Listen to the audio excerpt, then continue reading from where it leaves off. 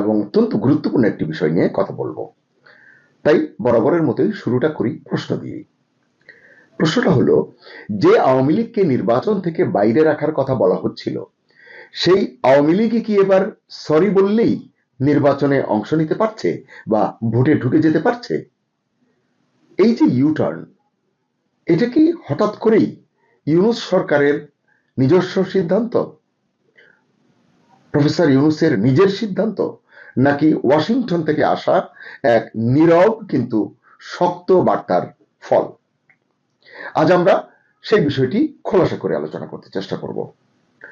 মোহাম্মদ ইউনূসের এই এক লাইনের বক্তব্য এখন বাংলাদেশের রাজনীতিতে তোলপাড় তুলেছে।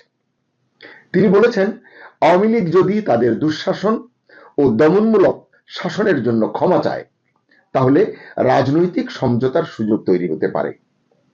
কিন্তু প্রশ্ন হলো, এই বক্তব্য কি সত্যি কোনো নৈতিক আহ্বান, নাকি কূটনৈতিক চাপে নেওয়া রাজনৈতিক ইউটার্ন? যে কারণে আমি এভাবে কথাটা শুরু করেছি, কারণ এই কথাগুলোর যে টাইমিং, এটা অত্যন্ত গুরুত্বপূর্ণ। মাত্র 2 দিন আগে জাতীয় নিরাপত্তা উপদেষ্টা খলিলুর রহমান 5 দিন তিনি বাইরে ছিলেন, যুক্তরাষ্ট্র এবং সংযুক্ত আরব আমিরাত মিলিয়ে এই 2 দেশ সফর শেষে তিনি দেশে ফিরেছেন 2 দিন আগে। ওয়াশিংটনে তিনি বৈঠক করেছেন স্টেট ডিপার্টমেন্টের শীর্ষ 2 কর্মকর্তার সঙ্গে। এর একজন হলেন দক্ষিণ ও মধ্য এশিয়া বিষয়ক সহকারী পররাষ্ট্রমন্ত্রী পল কাপুর এবং রাজনৈতিক বিষয়ক আন্ডার সেক্রেটারি এলিসন হুকার। এদের সঙ্গে তিনি কথা বলেছেন। এটি নিয়ে কালো আমরা একটি কন্টেন্ট করেছিলাম, সেটি অন্য বিষয়।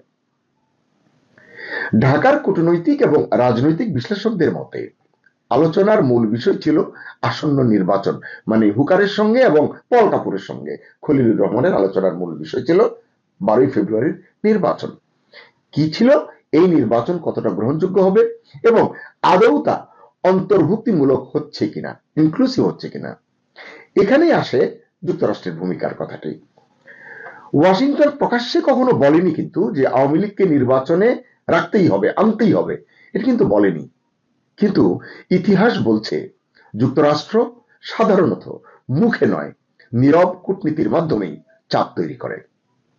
আর সেই নীরব চাপের মধ্যেই হঠাৎ করে মোহাম্মদ ইউনূস বলছেন, ক্ষমা চাইলে আওয়ামী লীগের জন্য দরজা খোলা হতে পারে, রাজনীতির দরজা, নির্বাচনের দরজা। এখানে আরো একটি ক্লু আপনাদের সঙ্গে শেয়ার করতে পারি, আপনারা হয়তো অনেকে দেখেছেন।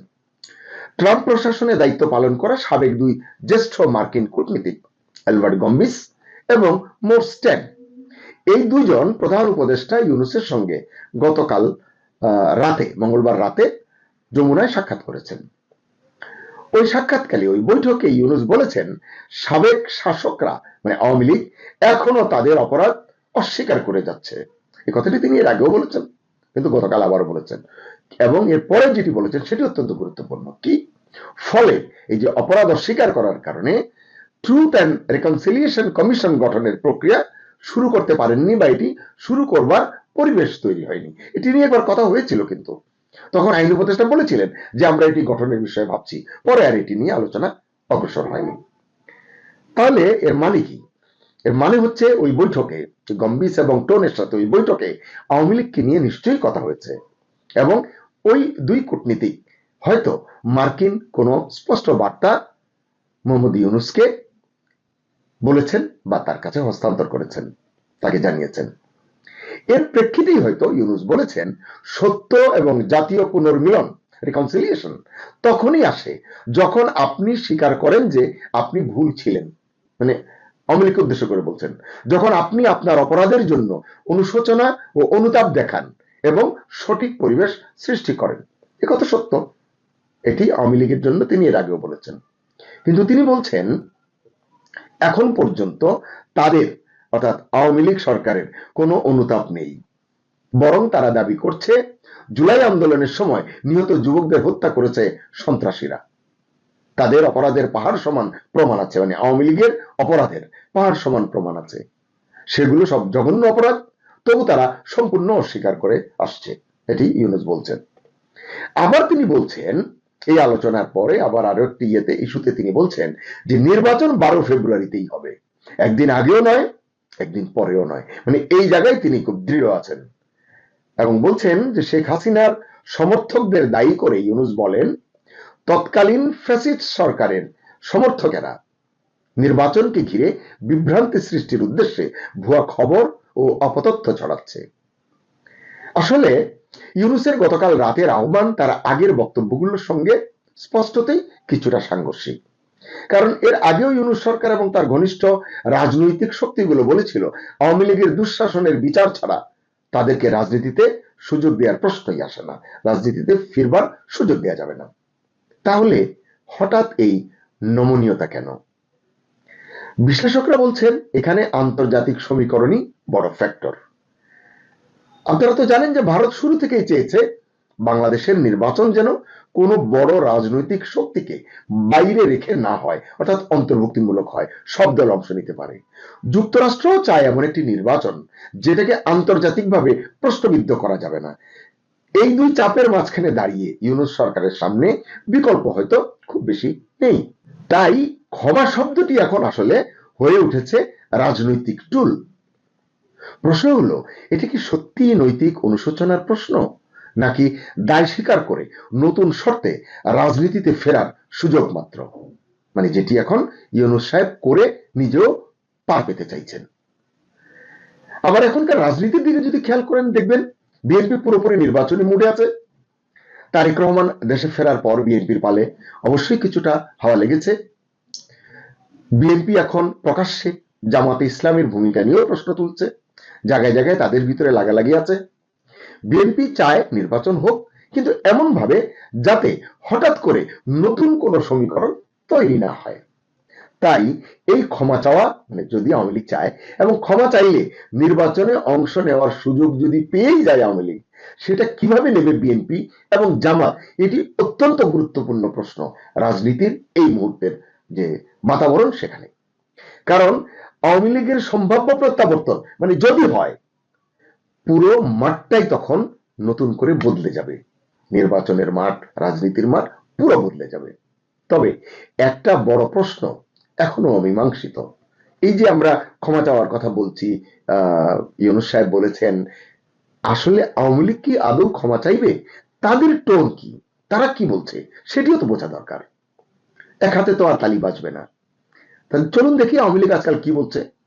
শেখ হাসিনা এবং তার দল বলছে নো ভোট, নো ভোট, মানে বাংলা করলে দাঁড়ায়, মানে নৌকা না থাকলে কোনো ভোট নয়। নৌকা হচ্ছে আওয়ামী লীগের নির্বাচনী প্রতীক, এটি তো নেই এখন, জানেন। এটাই এখন আওয়ামী লীগের স্লোগান। গতকাল মঙ্গলবার এই স্লোগান দিয়েই দেশবাসীর কাছে মোহাম্মদ ইউনূসের নেতৃত্বাধীন অন্তর্বর্তী সরকারের তত্ত্বাবধানে আয়োজিত, যেটি হতে যাচ্ছে ত্রয়োদশ জাতীয় সংসদ নির্বাচন বয়কটের ডাক দিয়েছেন ক্ষমতাচ্যুত এবং নির্বাসিত প্রধানমন্ত্রী শেখ হাসিনা।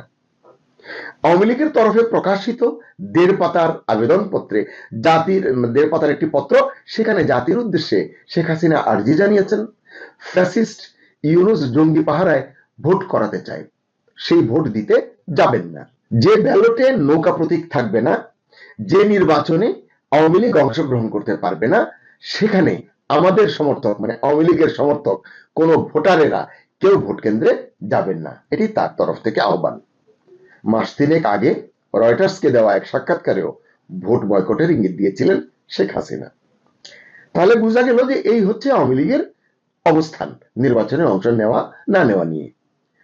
আবার যদি মনে করা হয় যে আওয়ামী লীগ সত্যি ক্ষমা চায়, কারণ রাজনীতিতে তো শেষ কথা বলে কিছু নেই, তো যদি ক্ষমা চায়, সেটা কি আওয়ামী লীগের জন্য রাজনৈতিক আত্মসমর্পণ হবে, নাকি বহুদিন পর নির্বাচনী রাজনীতিতে ফেরার কৌশলী চাল হবে? প্রধান উপদেষ্টা ইউনূসের একটি বাক্য আজ বাংলাদেশের রাজনীতিকে দাঁড় করিয়ে দিয়েছে এক বড় ক্রসরোডে। এই রাস্তা কোথায় গিয়ে শেষ হবে, ঘোষিত তফসিল অনুযায়ী, মানে 12 ফেব্রুয়ারি অনুযায়ী এই নির্বাচন ফেব্রুয়ারিতেই হবে, নাকি নতুন তফসিল ঘোষণার উপলক্ষ তৈরি হবে, নতুন তফসিল ঘোষণা করা হবে? কারণ আওয়ামী লীগ যুক্ত হলে তো তফসিল বদলাতেই পারে, এমন রেকর্ড অতীতে কিন্তু আছে। নাকি নতুন সমঝোতায় পথ চলা শুরু হবে? এই প্রশ্নগুলো কিন্তু উঠছে, এবং এই প্রশ্নের উত্তরগুলি এখন আমাদের অপেক্ষা করে দেখার বিষয়। সুপ্রিয় দর্শক শ্রোতা, শেষ করার আগে আপনার জন্য প্রশ্ন, যে দলকে, মানে আওয়ামী লীগকে গণতন্ত্র ধ্বংসের দায়ে ক্ষমতার বাইরে রাখার প্রাণান্ত চেষ্টা হয়েছিল বা হচ্ছে, তারা কি এবার শুধু সরি বলেই ভোটের মাঠে ঢুকে পড়তে যাচ্ছে, নাকি এই যে ক্ষমার রাজনীতি আসলে আওয়ামী লীগকে বাঁচানোর জন্য নয়, একটা প্রশ্নবিদ্ধ নির্বাচনকে আন্তর্জাতিকভাবে বৈধ দেখানোর কৌশল, যেটি নিয়ে আমরা এতদিন কথা বলেছি, যে নির্বাচন তিনি করছেন, ইউনিক বলছেন, ঐতিহাসিক করবেন বলছেন, সেটি আসলে ভোটাররা অংশ না নিলে হবে কিনা, বিশ্ববাসীর স্বীকৃতি পাবে কিনা, এই প্রশ্নটিও কিন্তু ইউনূস সাহেবের সামনে অনেক বড় একটি পরীক্ষা হয়ে দাঁড়িয়েছে। তাই ইউনূস কি সত্যি ন্যায় বিচার চাচ্ছেন, নাকি আন্তর্জাতিক চাপ সামলাতে গিয়ে রাজনীতির দিকটাই আসলে বদলে ফেলছেন? রায় আপনার, কমেন্টে লিখুন সেই রায়ের কথা। ক্ষমা না বিচার, নির্বাচন না সমঝোতা। দর্শক, থাকুন লিডস নিউজের সঙ্গে। আল্লাহ হাফিজ।